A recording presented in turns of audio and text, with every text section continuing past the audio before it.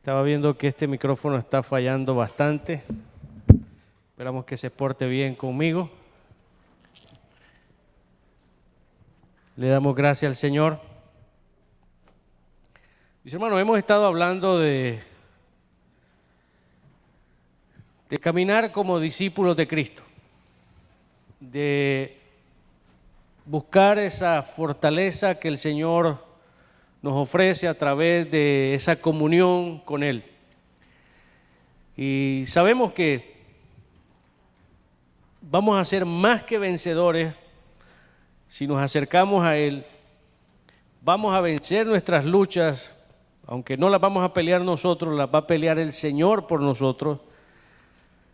Pero vamos a sentir paz y vamos a sentir seguridad de saber de que el Señor está con nosotros y que una de sus promesas es que el Señor no nos va a dejar ni nos va a desamparar, que el Señor va a estar con nosotros todos los días, dice, hasta el final de los tiempos. ¿Y cuál es ese tiempo? Ya sea que el Señor nos llame a su presencia, nos muramos, o ya sea que el Señor venga a buscar su iglesia. Todos queremos que el Señor venga. Anhelamos ese momento en que el Señor aparezca en los cielos y poder darnos cuenta de que realmente lo que está en la palabra va a suceder exactamente como lo dice la palabra, que los muertos en Cristo van a resucitar primero y los que hayamos quedado nos vamos a levantar y nos vamos a unir con el Señor para toda una eternidad. Anhelamos eso. Pero ¿qué tal si en el proceso el Señor nos llama? Va a suceder lo mismo, nos presentamos delante de Él. Y entonces es ahí donde van a venir todas esas preguntas y donde vamos a dar esas respuestas, porque el Señor nos va a demandar, nos va a decir qué hiciste en la tierra, qué hiciste con lo que te di, qué hiciste con el ministerio que te he dado. Entonces, ahí es donde nosotros vamos a comenzar a responder todas esas preguntas que el Señor nos va a demandar. Pero hoy vamos a hablar de ser obediente. Sé obediente a lo que Dios te demanda. ¿Y qué es lo que el Señor nos demanda? Si hacemos así por encimita, rápido, una pregunta. ¿Qué es lo que el Señor te demanda? Que amemos al prójimo. ¿Qué es lo que el Señor te demanda? Que amemos a la familia. ¿Qué es lo que el Señor te demanda? Que vivamos en unidad. ¿Qué es lo que el Señor te demanda? Que siempre estemos unidos como un cuerpo de Cristo. Y sabemos eso, que el cuerpo tiene muchos miembros y todos los miembros tienen su propia función. Así mismo es la iglesia. Así mismo es la iglesia. Nadie puede reemplazar a la hermana Martita. Nadie la puede reemplazar. Nadie puede reemplazar a la hermana Guadalupe. Ella es única. Nadie puede reemplazar al hermano Flavio. Él es único. Nadie puede reemplazar a Leo. Leo es único. Pero está en el mismo cuerpo de Cristo. Nadie puede reemplazar al hermano Luis. El hermano Luis dice, mencionó a mi esposa, pero no me mencionó a mí. Nadie puede reemplazar al hermano Luis. El hermano Luis es el que tiene esas bancas brillantes. Ya está pensando, me dice, pastor, cuando venga ya el calorcito, vamos a darle un barniz a esas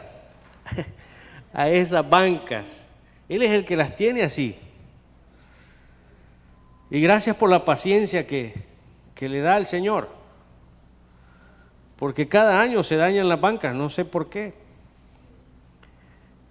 Pero ahí está Él, dándole ese brillo todos los años. Nadie lo puede reemplazar. Entonces, sea obediente con lo que Dios te demanda.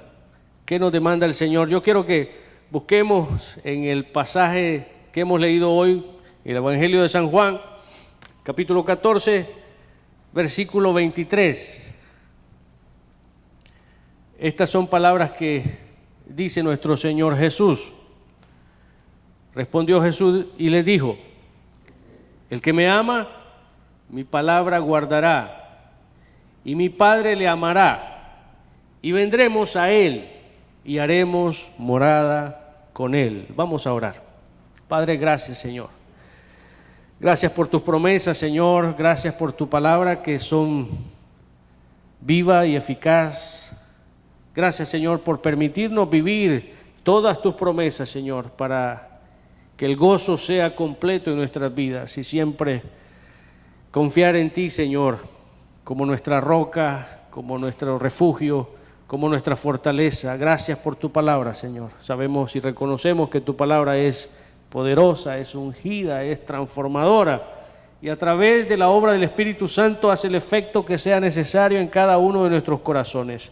Padre, te pedimos, Señor, que podamos presentar tu palabra de una manera sencilla, humilde, y que todos podamos ser edificados. Te lo pedimos en el nombre de Jesús. Amén. Entonces, estamos hablando de ser obediente a lo que Dios te demanda. Jesús responde a esto y dice: el que me ama, dice el Señor, el que me ama, mi palabra guardará. El que me ama, mi palabra guardará. No dice el que me ama va a hacer algunas cosas de lo que digo en la palabra. No. Dice el que me ama, mi palabra guardará en su totalidad. Es difícil, hermano. Algunas veces la palabra nos confronta. Sí, nos confronta, decimos: no, yo estoy bien con el Señor, pero la palabra nos dice: ama a tu hermano, ama a tu prójimo como te amas a ti mismo. Y tenemos enemistades, tenemos personas que no nos caen bien, tenemos personas, pero eso nos vamos a dar cuenta al final de esta predicación, de este mensaje, nos vamos a dar cuenta de que hay un distintivo en esas personas que tienen ese decir: es que no me cae muy bien tal persona. Y al final vamos a ver ese distintivo. Pero vamos a avanzar ahora mismo. Hemos estado hablando del estilo de vida del discípulo, donde Jesús nos hace aceptos en el amado, nos hace perfectos, nos purifica, nos enseña cómo llevar nuestra cruz, nos invita a que activemos nuestra fe y que recordemos también lo que pasó en Hechos capítulo 2, en la iglesia primitiva. Se mencionan en el versículo 42, no sé si lo podemos ver, Hechos 2, capítulo 42, se mencionan cuatro prácticas básicas en las que la iglesia primitiva se mantenían firmes. Y ahí lo vamos a ver cuando leamos ese pasaje. Y dice: y perseveraban en la doctrina de los apóstoles, en la comunión unos con otros, en el partimiento del pan, o sea, la koinonía, la comunión, y también en oración. Ahí están las cuatro. No podemos pasar por alto eso. La enseñanza, la doctrina apostólica. Segundo, la comunión, la koinonía, el partimiento del pan, es decir, esa vida social. Pero más que eso, una vida social era una vida fraternal, unos con otros. ¿Qué dice? ¿Se recuerdan ustedes lo que dice en Hechos capítulo 2? Que compartían el pan en las casas con sencillez de corazón. No hacía falta que hubiera una mesa servida con manjares para poder llegar y orar en ese hogar. Se reunían en los hogares con sencillez de corazón. Quizás la hermanita decía: hermano, hoy no tengo nada más que agua y pan. Gloria al Señor, porque no hemos venido a comer, hemos venido a orar. Pero yo sé que los hermanos en gratitud siempre hacen un tibio en leche, siempre hacen un atolito, siempre hacen un cafecito. pero eso es para agradar a los que los visitan. Pero más que eso, en la iglesia primitiva tenemos que aprender de que ellos se reunían con sencillez de corazón. Y eso es lindo, mis hermanos. El partimiento del pan, que incluye compartir la mesa. Y también ellos celebraban la cena del Señor, el compartir. Porque se recuerdan lo que dice el Señor: harán esto todas las veces que se reúnan. Ellos también compartían la cena del Señor, donde recordaban que el pan era el cuerpo roto del Señor y que el vino, el jugo de uvas, era la sangre preciosa de Cristo. Y la palabra dice que lo hagamos cada vez que recordemos y nos reunamos. Pero no lo hacemos una vez al mes. Pero seguimos. La cuarta cosa que hacían era mantener la oración como vida de dependencia constante en Dios. Una iglesia floreciente es, ante todo, una comunidad que responde a la obediencia a lo que Dios demanda en su palabra, como lo hizo la iglesia primitiva, que describe Hechos. ¿Qué demanda Dios de una iglesia? Recuerden algo. La iglesia no es, somos una comunidad, pero la iglesia no es en sí las cuatro paredes. La iglesia es usted. Nosotros somos la iglesia. Esa iglesia que Cristo va a venir a buscar cuando mencionamos, cuando venga Cristo, nosotros vamos a estar preparados. Esa iglesia que el Señor ha preparado es cada uno de ustedes. Nosotros somos la iglesia que Cristo está preparando. Una iglesia sin mancha y sin arruga. Que en el día grande del Señor, cuando el Señor regrese, que todos podamos elevarnos fácilmente, sin peso, como una pluma, poder subir, como un imán, ser atraídos delante del Señor. Que no tengamos peso que nos detenga aquí en esta tierra. A eso es que se refiere cuando dice que está preparando una iglesia sin mancha y sin arruga, que no tenga nada. Que cuando el Señor venga como imán podamos levantarnos y dejar esta tierra, porque lo que nos espera es mejor. ¿Qué demanda Dios de una iglesia? Dios demanda arrepentimiento genuino y fe en Cristo como Señor y Salvador, tal como Pedro lo proclamó. El llamado es a volverse de una generación perversa y someterse al señorío de Dios. Primera de Pedro 2:9 nos dice, tenemos que tener bien claro esto. Primera de Pedro 2:9 nos dice: mas vosotros sois linaje escogido, oiga bien, real sacerdocio, nación santa, pueblo adquirido por Dios, para que anuncie las virtudes de aquel que nos llamó de las tinieblas a la luz admirable. Eso somos, no podemos quedarnos callados, no podemos callar de dónde el Señor nos sacó. Claro que cuando usted dé su testimonio, no dé tantos detalles, porque hay personas que en medio de los que están escuchando, que aún no han llegado a un nivel espiritual y van a decir: ¡ah, qué bárbaro este varón!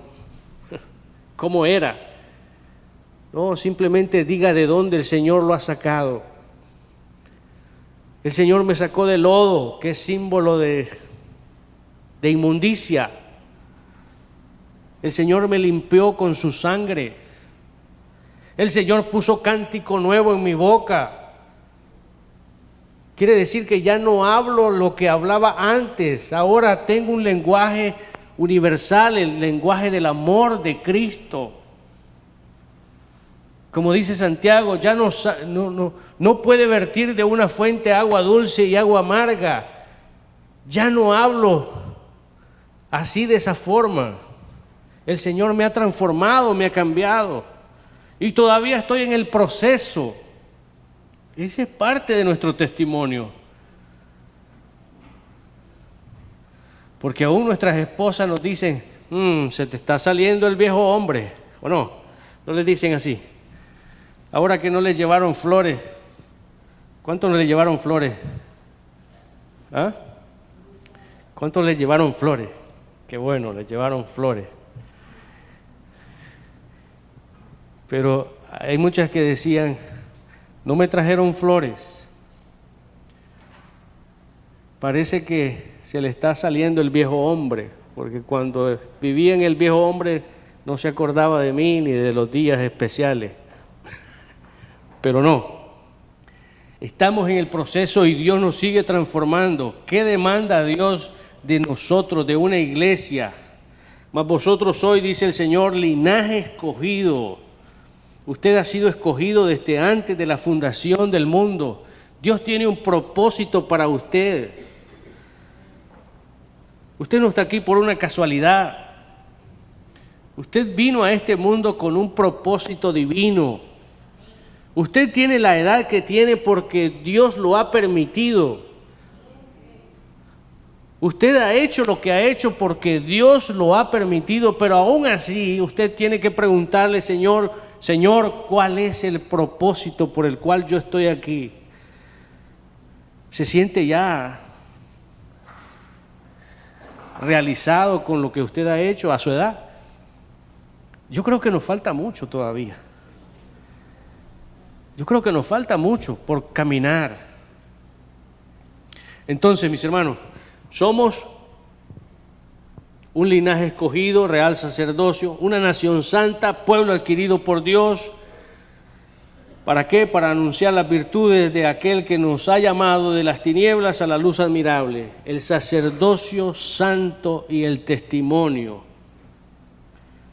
Todo esto demanda una vida nueva en el Espíritu Santo, pues las promesas del Espíritu es para todos los que responden en fe y obediencia al Evangelio.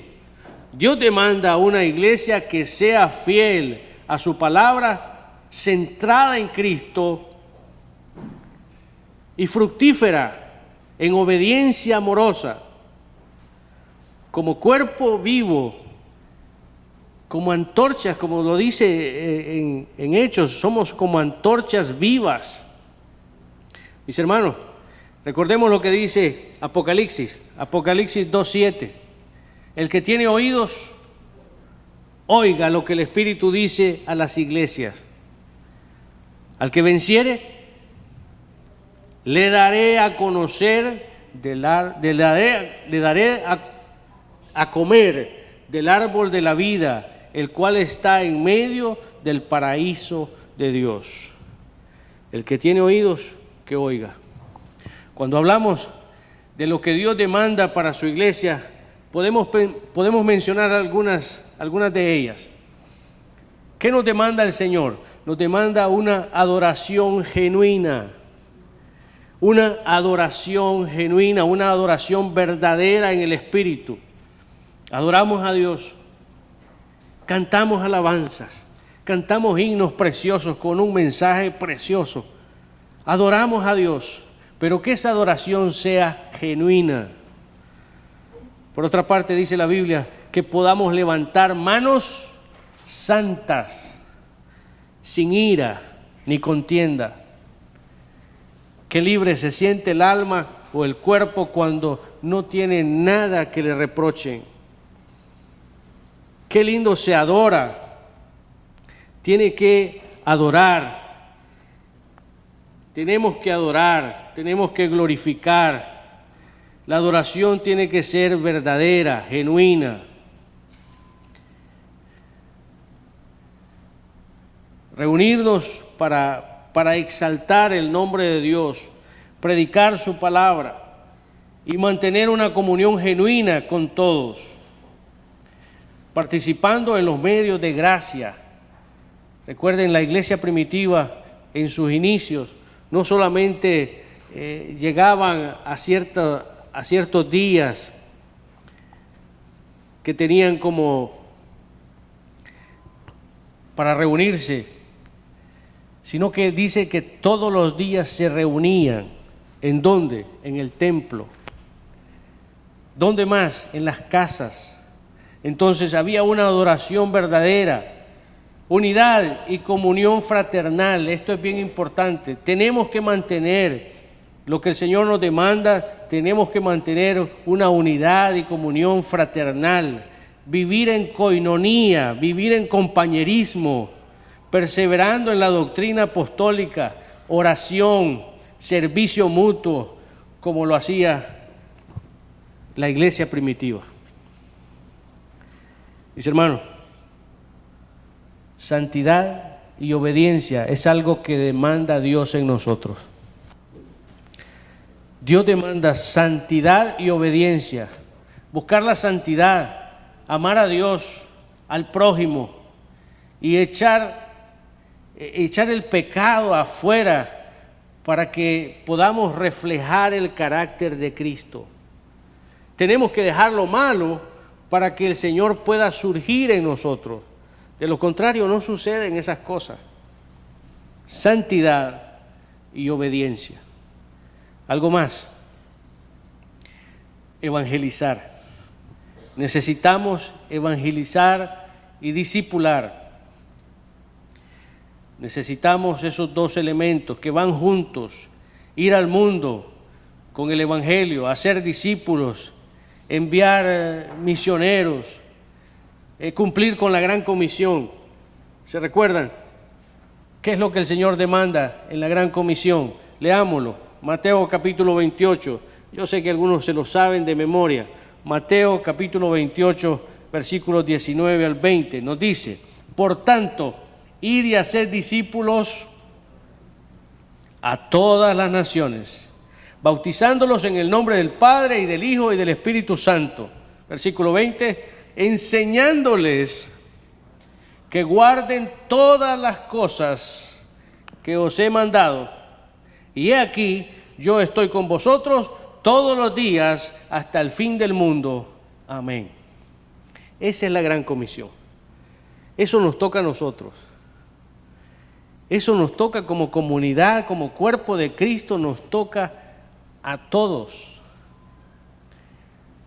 Nos toca hablarle al vecino, nos toca hablarle a los compañeros de trabajo, nos toca hablarles a la familia, porque aún en nosotros hay familiares que no han llegado al conocimiento de Cristo. Necesitamos eso. Algo más y bien importante es el servicio y la mayordomía. Nos gusta servir, pero también está el servicio y la mayordomía. Somos mayordomos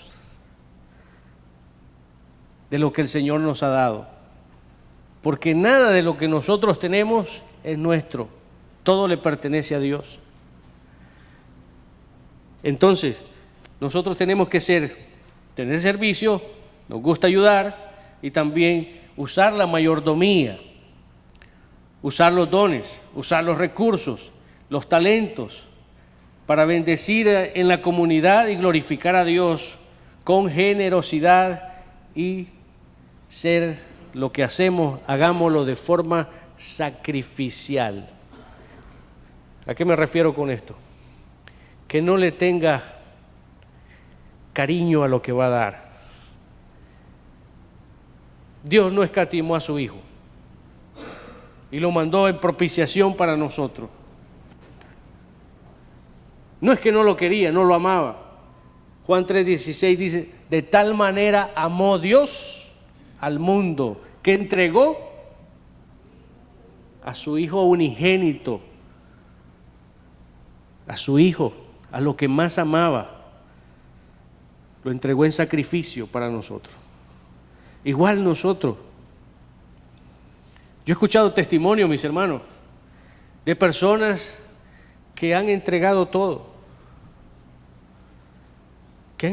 todo, como un sacrificio. En la Biblia tenemos muchas historias de personas que lo entregaron todo.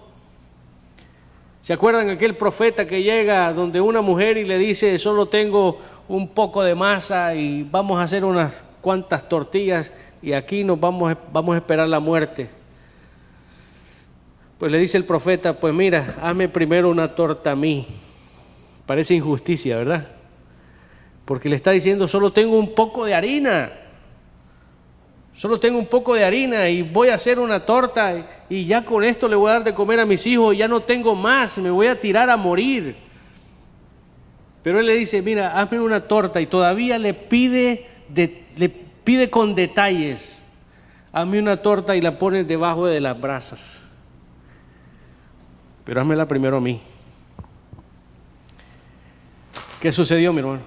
Que esa mujer, por ser obediente, por creer, no le faltó nada después de haberle dado al profeta, después de haber entregado sacrificialmente lo que ella tenía para su familia, el sustento único para su familia. Se lo entregó como le dijo el profeta, hazme una torta a mí primero y ponla debajo de las brasas. Y no le faltó nada a ella. Pero yo creo que en la mente de ustedes, en la mente de nosotros está pasando, yo no le doy a un extraño lo que tengo de sustento para mis hijos, primero me lo como yo con mis hijos, ¿sí o no? Pero eso es lo que vale, la forma en que Dios tiene el control, tiene el cuidado de cada uno de nosotros. Mis hermanos, vamos a ver algunas marcas de una iglesia floreciente. Primero, persevera en la enseñanza apostólica, la comunión, el partimiento del pan y la oración. No se conforma con reuniones ocasionales, sino con un estilo de vida centrada en Cristo. Esa es una marca. Esa es una marca de una iglesia floreciente. Estamos haciendo la voluntad de Dios, estamos haciendo lo que Dios demanda. Pero hoy en día en las iglesias, si nosotros le aumentamos a los horarios, miércoles y jueves vamos a tener servicios de caballeros, de damas, y dice, no, el pastor está loco. ¿Y mi tiempo? ¿Y mi tiempo para mis hijos? Solo quiere que pase en la iglesia. Pero ¿qué dice? En esa iglesia todos los días se congregaban, todos los días separaban espacio para adorar y glorificar el nombre de Dios, perseveraban en la enseñanza apostólica, la comunión, el partimiento del pan, la oración, no se conformaban con reuniones ocasionales, sino con un estilo de vida centrado en Cristo. Esa era una marca.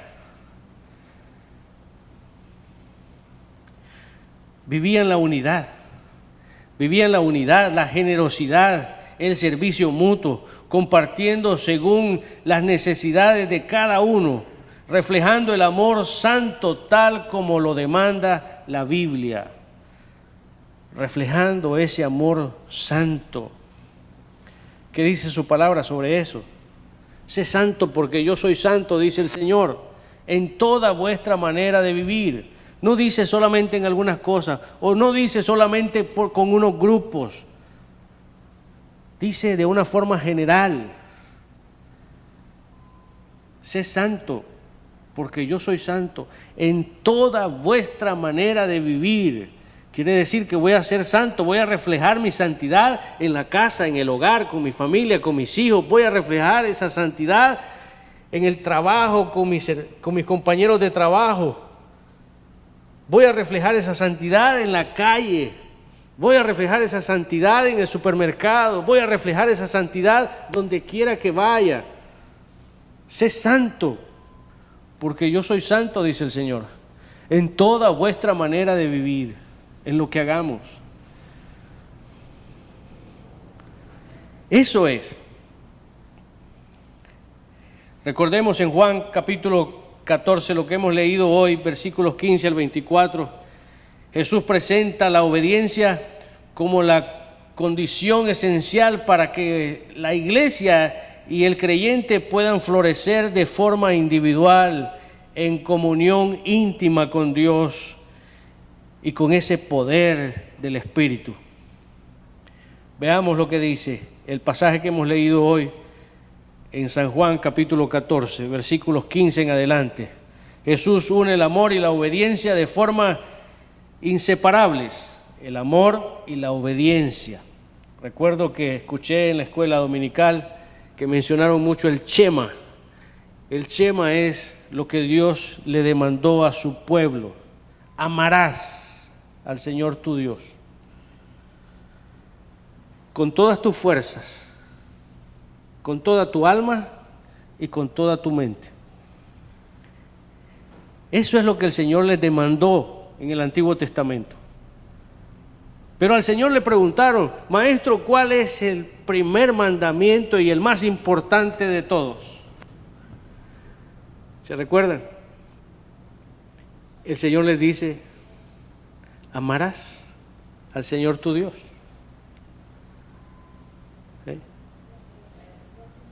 Con todo tu alma, tu cuerpo, tu mente. Y dice el Señor: y le voy a dar otro más semejante: y amarás a tu prójimo como a ti mismo. ¿Está claro? Ahí no hay duda. Tenemos que amar a Dios. Tenemos que entregarle nuestra vida a Dios. Tenemos que tener una comunión genuina con Dios. Porque si tenemos una comunión genuina con Dios y somos transparentes delante de Él, vamos a reflejar eso con nuestro prójimo. ¿Y quién es nuestro prójimo? El que está más cerca de mí, mi esposa. Yo soy su prójimo para mi esposa, pero mi esposa es mi prójimo. Yo tengo que velar por ella, amarla como me amo a mí mismo. Mis hijos son mi prójimo, mi familia. Y luego usted va a ir haciendo una serie de anillos y va a irse extendiendo hasta salir a lo que dice la Gran Comisión, a todo el mundo. Yo sé que hay un pecado que no es mencionado en la Biblia, y es el prejuicio. Lo he buscado y no. Pero es un pecado. Es un pecado. La mente prejuiciosa está de antemano haciendo una evaluación a una persona que no es la correcta.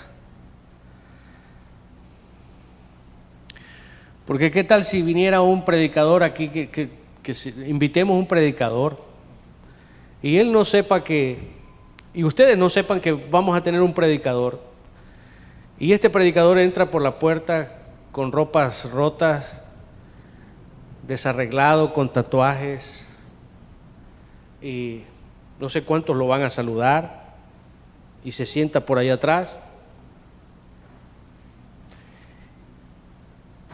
Quizás muchos están pensando: ¿y este de dónde salió? Y llega el momento de presentar al predicador y, sorpresa para ustedes, se levanta el que está mal vestido y viene a la plataforma. ¿Qué de aquellos que pensaron: ¿de dónde salió este tipo? ¿Qué de aquellos que pensaron: este es con esos tatuajes, a saber a qué gangas pertenece? ¿Qué de aquellos que usaron de entrada el prejuicio? Estamos pecando y pareciera que no. Pero Dios nos ayuda a través de la palabra de que nosotros nos amemos los unos a los otros, que tengamos ese amor fraternal, dice, no fingido. fraternal. Que cuando usted le diga a otro hermano, hermano, yo lo amo en Cristo, y lo abraza y le dice, estoy orando por ti, es porque usted está orando por él. No le diga nada más por decir, estoy orando por ti. Si le dice, estoy orando por ti, es porque usted dobla sus rodillas por ese hombre o por esa mujer y está orando realmente por él. Eso es lo que Dios nos demanda. Otra cosa más. La obediencia como prueba de amor genuino. Jesús dice, si me amas, versículo 15, el 14 de Juan 14, 15. Si me amas, guarda mis mandamientos. El versículo 21 dice, el que tiene mis mandamientos y los guarda, ese es el que me ama. Versículo 24, el que no me ama, no guarda mis palabras. El que no me ama, no me obedece. En otras palabras, el amor verdadero hacia Cristo no es solo emoción ni palabras, sino una relación viva que guarda su palabra. Donde no hay obediencia, Jesús mismo declara que no hay amor real hacia Él. Ahora sí estamos entendiendo. Ahora sí estamos entendiendo a aquellas personas que dicen, es que esa persona no me cae bien. Es que no sé, hay algo que al verla o al verlo me chocamos, dicen muchos. Vuelva y repase este pasaje. Vuelva y repase este pasaje. Juan 14, 15. Si me amas, si amamos al Señor, vamos a guardar sus mandamientos. 21. El que tiene mis mandamientos y los guarda es el que me ama. El que no me ama, no le interesa esto. El que no me ama, dice el Señor, no le interesa. No le interesan los medios de gracia. No le interesan los tiempos de oración. No le interesa buscar cómo ayudar a otros. No le interesa. ¿Qué dice? El que no me ama, no guarda mis palabras. El que no me ama, está diciendo el Señor, no me obedece. Entonces, ¿qué necesitamos hacer? Una vez más, lo que hizo Pedro, hacer un llamado al arrepentimiento genuino. Y es ahí donde vamos a crecer. Cuando hagamos realmente un arrepentimiento genuino,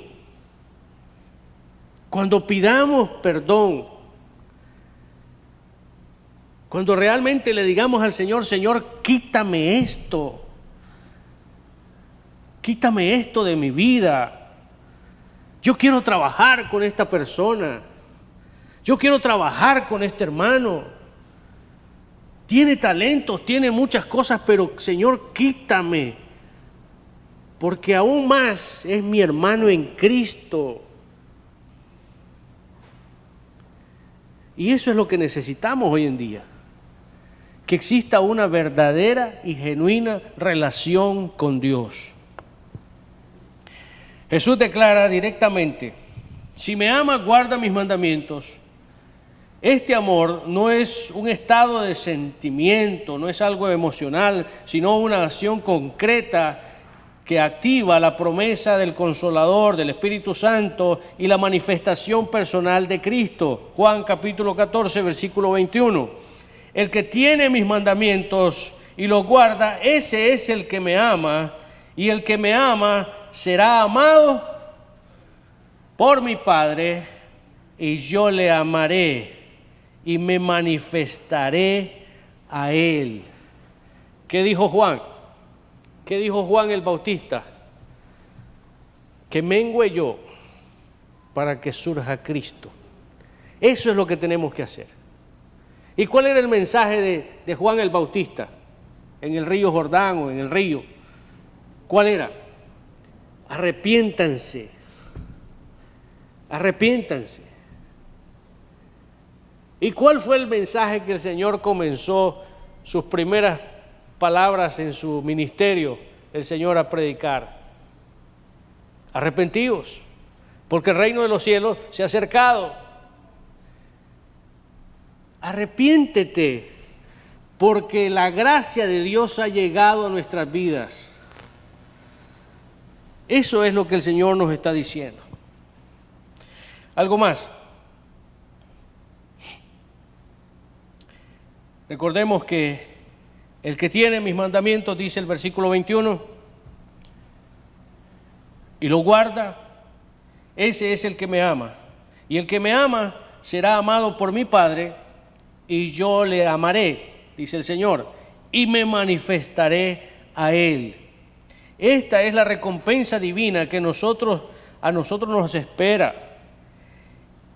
El que guarda sus palabras recibe el amor del Padre, de Jesús y de su presencia permanente. Versículo 23, el que me ama, mi palabra guardará, y mi Padre le amará, y vendremos a él, y haremos morada con él. ¿Sabía usted eso? Que si usted ama a Dios, como lo declara en el Antiguo Testamento el Shema, lo que el Señor le demandó a su pueblo, lo que el Señor nos dice en el Nuevo Testamento, ese es el mandamiento más grande. Amarás al Señor tu Dios, pero también está que tenemos que amar a nuestro prójimo como a nosotros mismos. ¿A dónde quedamos ahora? El que me ama, dice. El que me ama, dice el Señor. No solamente Él rogó al Padre para que el Espíritu Santo morara con nosotros, sino que dice que vamos a tener la protección divina del Padre, del Hijo y del Espíritu Santo. Eso es lo más grande que nosotros podemos ver y que podemos atesorar en nuestros corazones.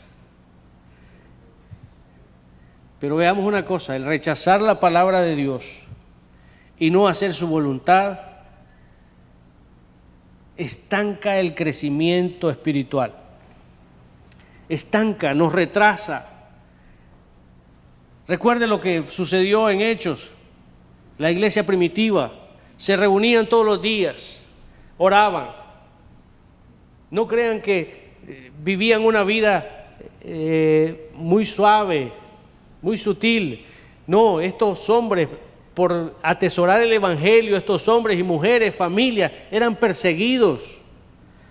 Algunas veces tenían que reunirse en lugares a sola, en cuevas, o esconderse de las autoridades. Pero aún así la iglesia primitiva surgió. Y dice que el Señor iba añadiendo los que iban a ser salvos todos los días. Y comenzaron a haber milagros. Y comenzaron a haber prodigios. ¿Por qué razón? 4 cosas por las que ellos surgieron. La primera, la doctrina, la enseñanza apostólica. Segundo, la comunión, la coinonía, el compañerismo. Tercero, el partimiento del pan. El recordar siempre que Cristo murió por nosotros. Y cuarto, la oración. Eso les ayudó. Esa fue la fortaleza de ellos. Y que también es para nosotros hoy. Pero tenemos que tomar esa decisión. Tenemos que poner a Dios en primer lugar. Cuando pongamos a Dios en primer lugar, entonces vamos a ver todo.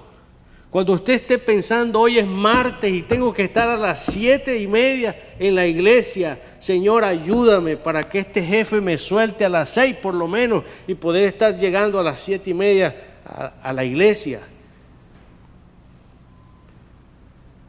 Ya usted, su mente está pensando diferente.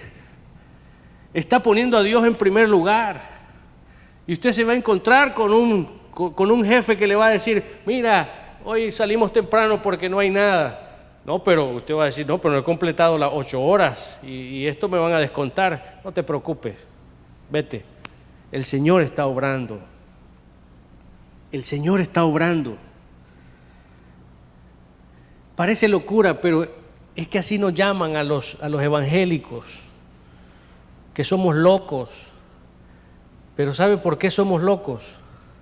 Porque creemos en un Dios poderoso, que sana, que salva, que tiene cuidado de sus hijos y que sabemos que todo obra para bien a los que aman al Señor. Quiero ir terminando. El rechazar la palabra y no hacer su voluntad estanca el crecimiento espiritual, tanto personal como en la comunidad de fe, en la iglesia, como cuerpo de Cristo. 14:24 de San Juan.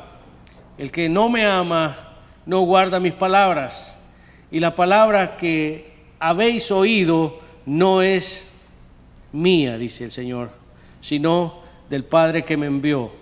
No estamos, el Señor lo dijo también a sus discípulos, no nos rechazan a ustedes, sino rechazan a mí, me rechazan a mí, rechazan la palabra de Dios. Jesús enseña que obedecer sus mandamientos no es una opción, sino la prueba concreta de amor genuino hacia Él y el Padre, y atesorar ese amor del Espíritu Santo. Quien ignora o rechaza sus palabras revela falta de amor verdadero, cortando la comunión viva con Dios. Ser obediente a lo que Dios demanda. Necesitamos ser obedientes a lo que Dios demanda. La Biblia enseña que obedecer es mejor que los sacrificios y que Dios da su Espíritu Santo a los que le obedecen. De modo que el verdadero crecimiento espiritual hace de una obediencia amorosa donde Cristo es el centro y no de estrategias humanas. No de estrategias humanas.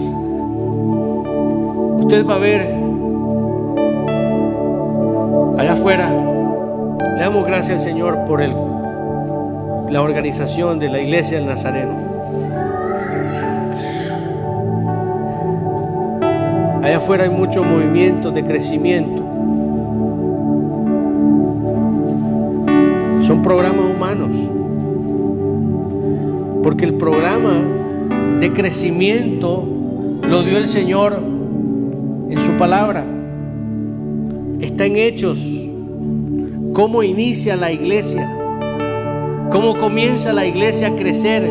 Cómo comienza a multiplicarse. ¿Cómo comienza la iglesia? Con el mensaje de Pedro: arrepiéntanse, arrepiéntanse. Es ahí donde vamos a comenzar a ver las cosas diferentes. Es ahí donde vamos a tener estos 4 elementos que menciona en Hechos capítulo 2. Primero, la enseñanza. La hemos pasado por alto, nosotros no. Se está dando enseñanza, discipulado. Pero falta un elemento. Falta un elemento para comenzar a despegar. Falta ese combustible para que este cohete se levante. ¿Sabe cuál es el combustible? Si me amas, dice el Señor, y guardas mis mandamientos. Ahí está la clave. Si me amas, guarda mis mandamientos. Si me amas, atesora la palabra del Señor.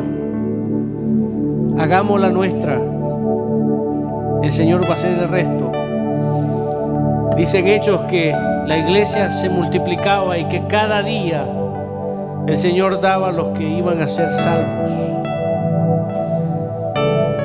En la primera predicación de Pedro, se convirtieron 3,000.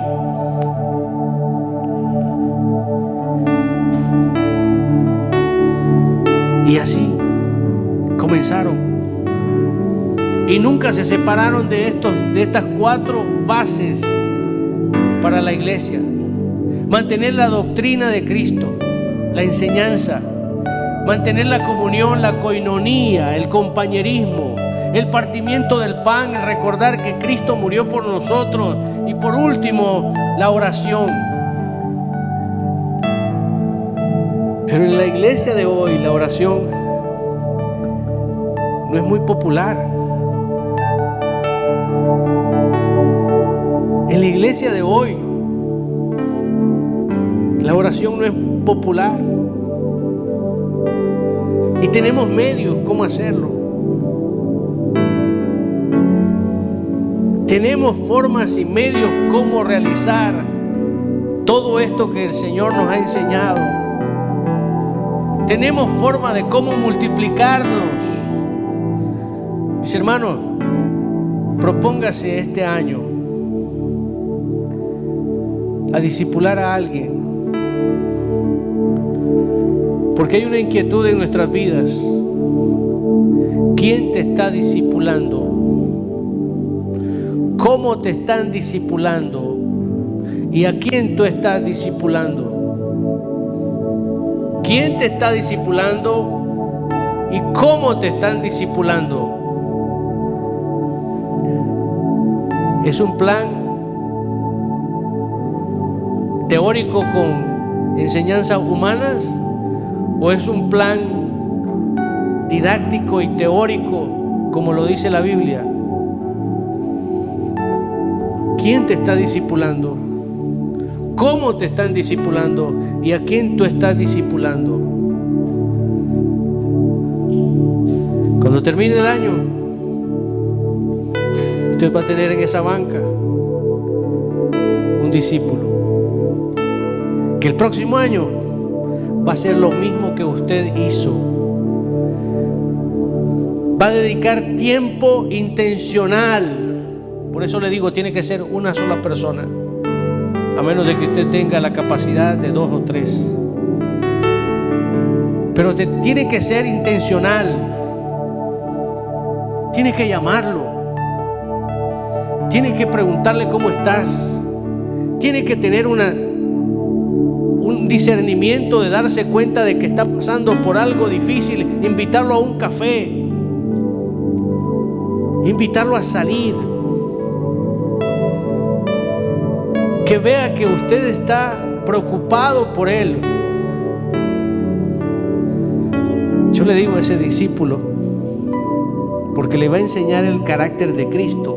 No le va a enseñar su carácter, le va a enseñar el carácter de Cristo. Ese discípulo le va a hacer otro discípulo. Y es así como creció la iglesia primitiva, cómo se fue multiplicando la iglesia primitiva. Aquí tenemos toda la teoría. Aquí tenemos toda la teoría. Y no es humana, es divina. Comencemos con la oración primero.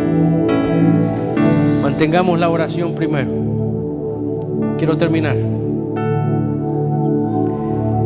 La Biblia enseña que obedecer es mejor que sacrificio.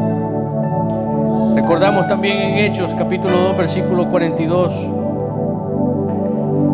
Perseveraban en los mandamientos de Cristo, en la unidad, en el poder, en el crecimiento numérico natural. El Señor iba añadiendo cada día los que iban a ser salvos, y se vuelve fértil en santidad y misión, viviendo como el Señor, viviendo como el Señor añade cada día los que han de ser salvos. Mis hermanos,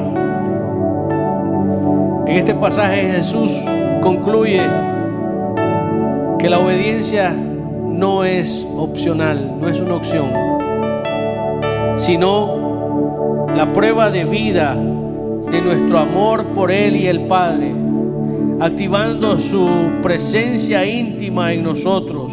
Jesús enseña que amar verdaderamente es guardar sus mandamientos, recibir el Espíritu Santo como el Consolador y la morada divina del Padre y del Hijo en nuestras vidas. Sin obediencia no hay amor real ni comunión viva.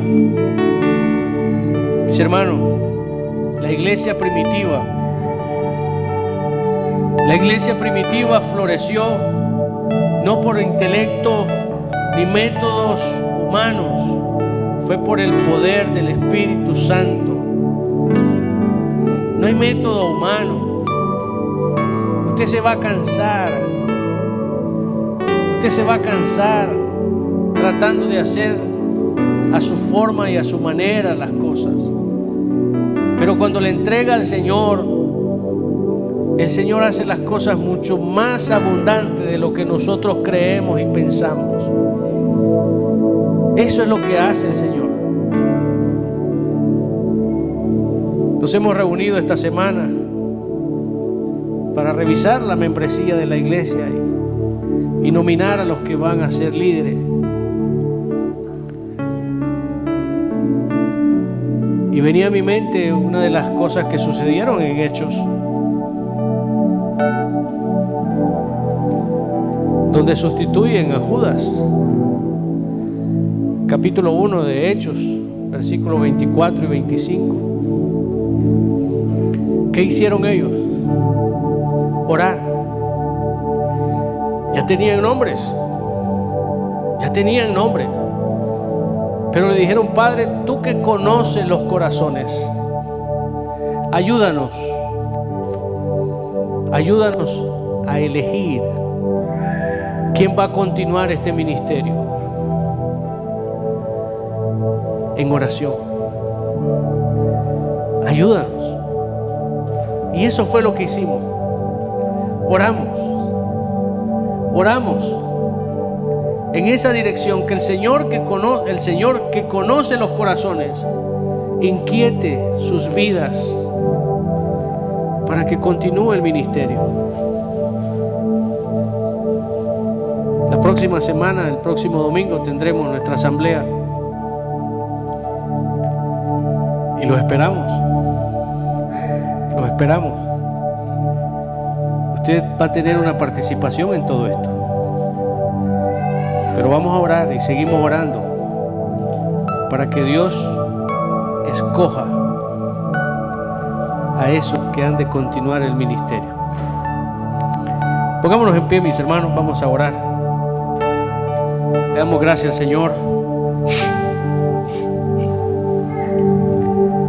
La iglesia primitiva floreció no por intelecto ni métodos o poder humano, sino por perseverar en oración, unánimes, doctrina, permitiendo que el Espíritu obrara milagros, crecimiento espiritual en la vida de los creyentes, en unidad, en esa unidad que tanto necesitamos.